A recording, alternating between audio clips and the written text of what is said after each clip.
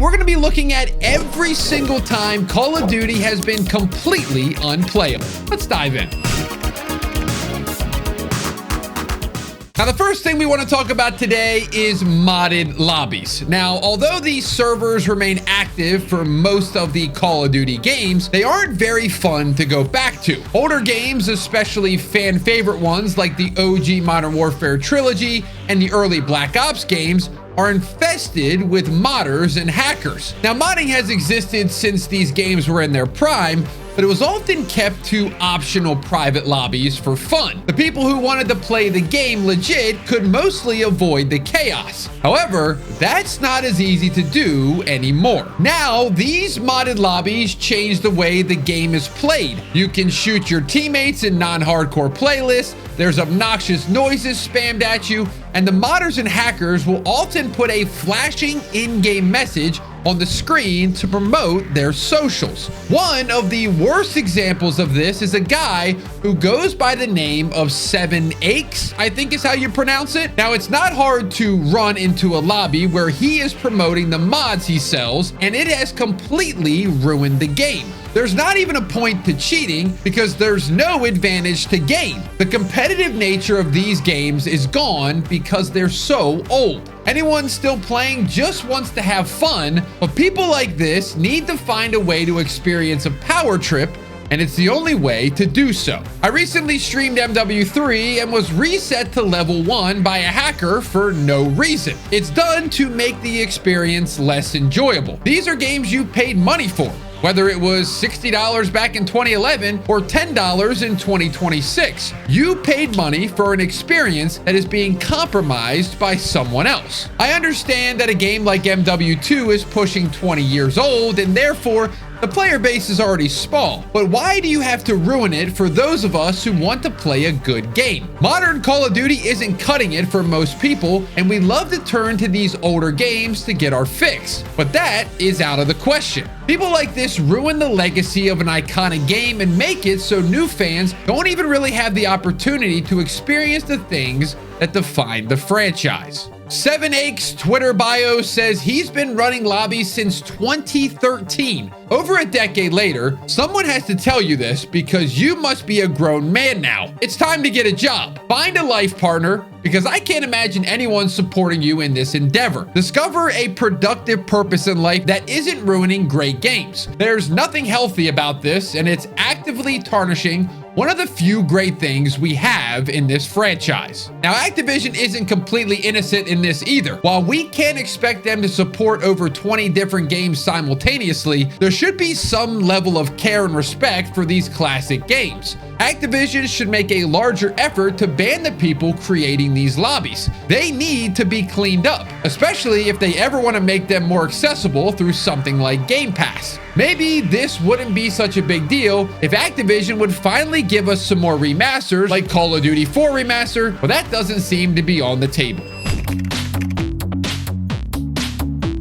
Next up, we are going to be talking about Black Ops 3, but on the PC. People don't just have to worry about modders ruining this game either. Older Call of Duty games are generally seen as unsafe to even play online on the PC. There are a lot of warnings out there about the security of these older games, and fans have had to turn to fan remakes like HMW in order to enjoy these games without worrying about the safety of their computer. Now, like I said, Black Ops 3 is one of the biggest examples of this. At one point, Black Ops 3 was vulnerable to a remote code execution, which allows hackers to essentially hijack your system and do as they wish. This can lead to malware, viruses, and a ton of other security concerns. To Treyarch's credit, they have patched the game to largely resolve this issue, but there's still a lot of paranoia among fans that this issue may still linger. On top of that, there are still hackers running freely in Black Ops 3, and they're able to crash your game, mess with your stats, find your IP, and much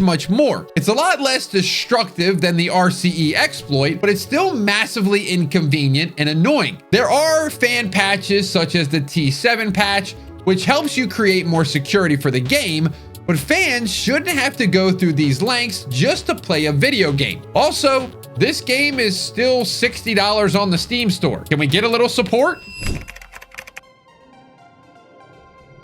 Now, this next one is going to bring nightmares back for a lot of you. Now, let's go back to Christmas of 2014, and a group known as the Lizard Squad ruined everyone's holiday with a massive DDoS attack that took both Xbox Live and PlayStation Network offline. No one could download their games, update their new consoles, or play any online games like Call of Duty. While this issue wasn't exclusive to Call of Duty, it was still a highly memorable experience for fans of the franchise. Xbox was able to recover relatively quickly, but PlayStation remained down or had limited capabilities for days after the attack. It's one of the few times these gaming companies have been brought to their knees by an outside force. Now, some members of the group were later tracked down and raided by law enforcement, but some were able to avoid jail time or serious consequences due to the fact that they were young teenagers. Now, the funny thing is, about this time in the era of Call of Duty, Sony had bought the exclusive rights for everything related to Call of Duty. So I think the reason a lot of us remember this more is because PlayStation Network was down for so long, and we actually had bought PlayStations because we were getting the map packs early. Little did we know, we weren't going to be playing at all.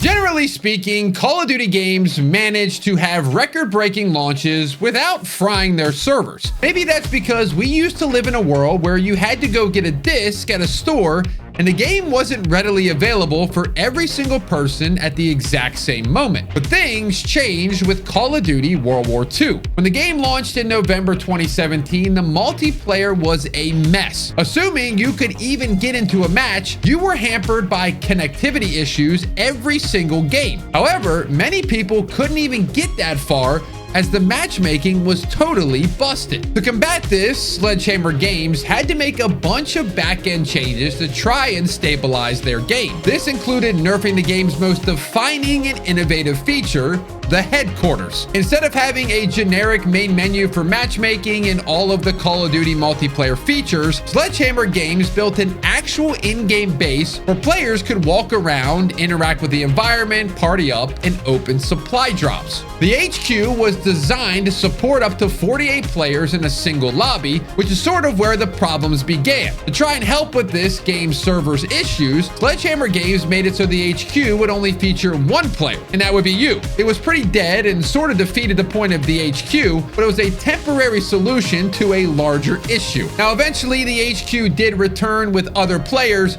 but it took some time for it to be restored. And in an era where Fortnite was taking over, Call of Duty could not have this issue like they did in World War II. A lot of this may have caused the downfall of Call of Duty. Just a simple HQ issue. Now, the HQ wasn't the only crisis that Call of Duty World War II experienced. In June 2025, almost a full decade later, Call of Duty World War II was added to Xbox Game Pass on PC. This was actually a bit of a surprise since Microsoft has been very selective about which older Call of Duty games are available on the service. Fans were excited to revisit the game, but were met with major issues. Just like Black Ops 3, Call of Duty World War II was impacted by an RCE exploit. However, unlike Black Ops 3, World War II was much more accessible. A lot of people aren't buying brand new copies of Black Ops 3 these days, as Activision, like I said, still charges full price for the game outside of an occasional sale. However,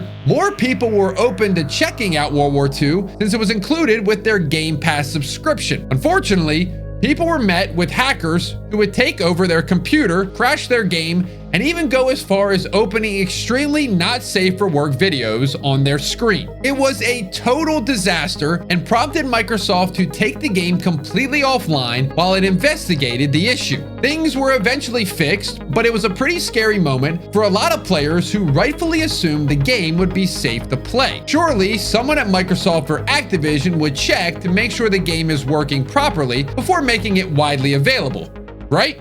I guess not. Now, during the same week of the World War II debacle in 2025, Activision announced it was taking 10 Call of Duty games offline for maintenance. The games included Call of Duty MW3, MW2, World War II, BO3, Advanced Warfare, Ghost, BO2, OG MW3, Black Ops, and OG MW2. This maintenance only lasted a few hours, but it raised a lot of eyebrows. Maintenance on more recent Call of Duty games isn't too notable, but why did they do it for so many of the older games? Especially like an OG MW2 or MW3. Some fans had hoped that this would clear up all the hacking issues in older games, but as I've already noted, that's not the case. Others had hoped that this may be some kind of prep to bring those games to Game Pass, but it has been nearly a year since the maintenance, and that is yet to happen too. It's not entirely clear what Activision did to these games, and we may never find out, but for a certain amount of time, we couldn't play any of them.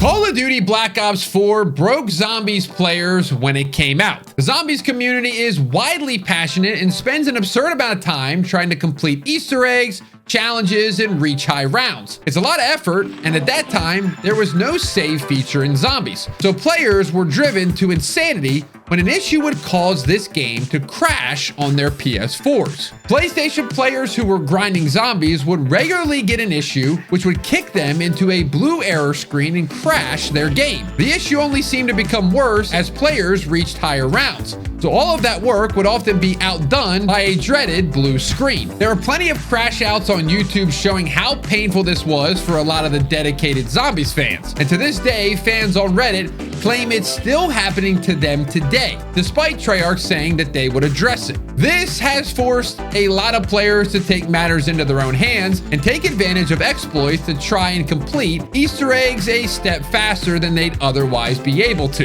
It's sort of a race to do as much possible before the PlayStation gives them a fatal blue screen. It's one of the more unique issues Call of Duty players have faced, but it's also one of the most frustrating.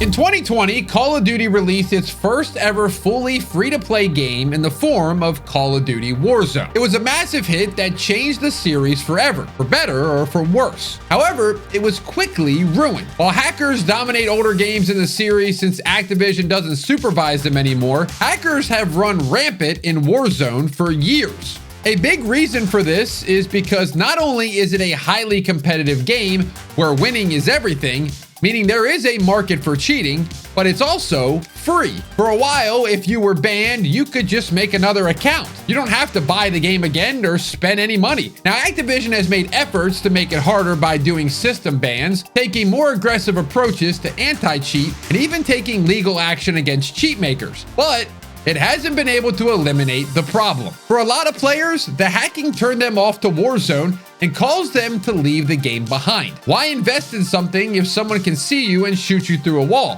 Whether we will ever have a cheat-free Call of Duty experience remains to be seen, but I'm not very hopeful. In 2021, Warzone added a new map known as Caldera. It was an exciting and fresh change of pace from Verdansk, but there was just one problem. It ran terribly on consoles. For whatever reason, Caldera was horribly unoptimized on console, particularly the Xbox One. Players reported massive drops in frame rate, texture issues, and much more. And keep in mind, the Xbox Series X and S came out just 1 year prior to this, and the supply chain issues meant that they weren't really easy to get. For many, the Xbox One was the only choice they had, and it should have meant that Caldera should run decently. But last-gen players weren't the only ones suffering. Those who did manage to snag a next-gen console also reported issues, with some pleading to Activision to just get rid of the map in favor of a return to Verdansk. Caldera eventually ran its course and was removed from the game the following year, but it was a rough experience for a lot of players, and it pushed them away from the game in droves. Now, I'm not gonna lie to you. It seems like Call of Duty has only grown more unstable as time has gone on, but that seems to be true of a lot of games outside of this series as well. So my question to you is, did you experience any of these? What is the most frustrating time for you as a Call of Duty player? I'm not gonna lie, for me, it's going back to the old Call of Duties and running into that Steak guy, or however you pronounce his name. I can't stand him, okay? But let me know in the comments down below. I hope you enjoyed this video. Sorry if it brought up a lot of bad memories, but it is what it is. Leave a like, subscribe if you're new. I'll see you in the next one.